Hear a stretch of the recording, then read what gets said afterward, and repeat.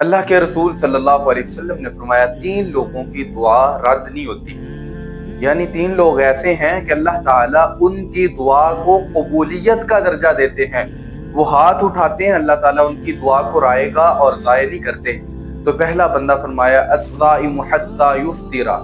کہ روزے دار جب تک اپنے روزے کو افطار نہیں کر لیتا، روزے دار اللہ تعالیٰ کے سامنے ہاتھ اٹھاتا ہے تو روزے دار کی دعا کو اللہ تعالیٰ کبھی بھی رائے گا نہیں کرتے۔ تو بندے کو روزے کی حالت کے اندر بھی اللہ تعالیٰ سے دعا کرنی چاہیے، اور جب افطار کرنے لگے روزے کو، جب افطار کے دسترخوان پہ بندہ بیٹھے تو تب بھی اللہ تعالیٰ سے دعا کرے تو اللہ تعالیٰ روزے دار کی دعا کو رائے گا نہیں کرتے، ضائع نہیں کرتے۔ اور دوسرا بندہ، اللہ کے رسول صلی اللہ علیہ وسلم نے فرمایا والمظلوم، وہ بندہ جو مظلوم ہے،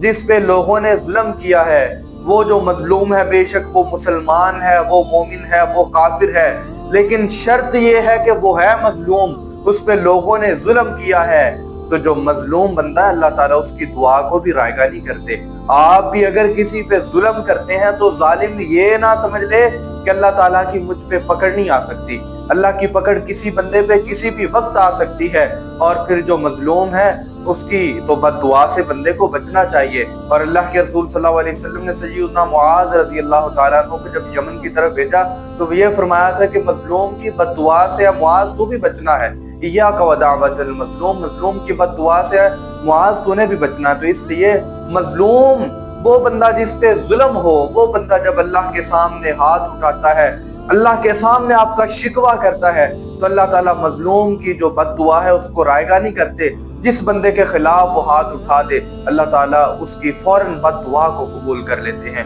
اور تیسرا فرمایا والامام العادل، وہ بادشاہ جو انصاف کرنے والا ہے، انصاف پسند ہے، منصف ہے، فیصلہ میرٹ پہ کرتا ہے، ایسا عادل حکمران کی بھی دعا کو اللہ تعالیٰ رائے گا نہیں کرتے۔